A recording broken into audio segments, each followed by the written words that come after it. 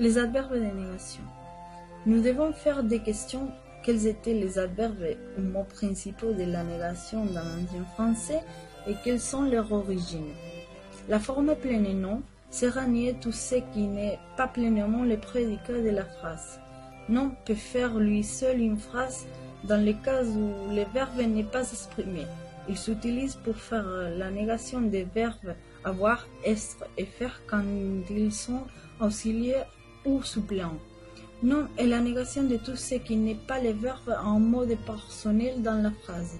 Cet adverbe permet de former des adjectifs négatifs comme non savant et des substantifs comme non foi, non cure, non sachance. L'infinitif est nié par non quand il ne fait pas fonction de prédicat. Alors cet usage est l'origine des substantifs comme non savoir ou non chalois. Dès le XIIe siècle, il existe une forme à faible nez qui devient de l'adverbe non. En français, on dit je ne vois pas, mais par contre, on dit non vedo en italien, non veo en espagnol, non vejo en portugais. Né ou non d'avant voyelle, et la négation du prédicat et la négation de la phrase sans verbe.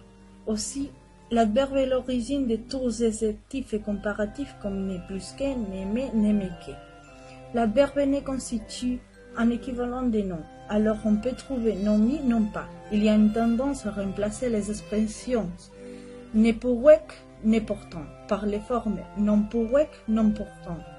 L'adverbe n'est ni pleinement dans l'ancien français, mais après, la négation a été renforcée avec l'aide des substantifs positifs, signifiant une quantité minime ou des valeurs nulles, comme mi, miette, pas en pas, point, goutte, goutte. Il y a d'autres mots fréquents, comme joie, joie, et plus, miette, grain. La négation peut être renforcée par un substantif expressif et pittoresque comme n'était pris une noix, un gant, un bâton, une cive, etc. qu'on trouve dans les chansons de gestes. Des substantifs de signification positive ont servi d'auxiliaire de la négation. Rien, chose, géant et gens, espèce. Rien conservera longtemps son sens positif originel. Des adverbes de temps, ja, oncle et des quantités guère, mais plus peuvent fonctionner comme des auxiliaires de négation. On utilise ne ja, ne jamais pour les temps à venir, ne oncle pour le passé. Nu, nul, qui sont d'origine négative, font d'auxiliaire de la négation ne. Il existe d'autres adverbes négatifs comme les pronoms indéfinis, avec le sens de rien.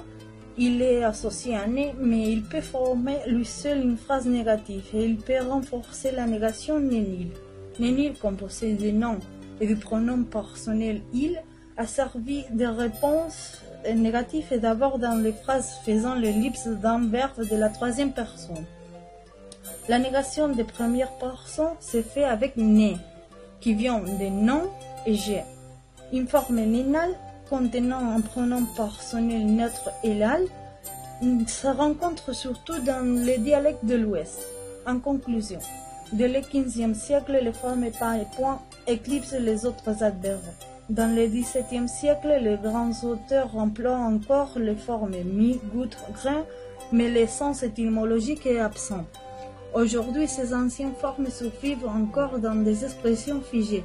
Pas l'emporte sur tous les autres termes et point appartient à la langue recherchée et au parler ruraux. La forme pas commence à être utilisée seule sans l'adverbe né dans le langage parlé.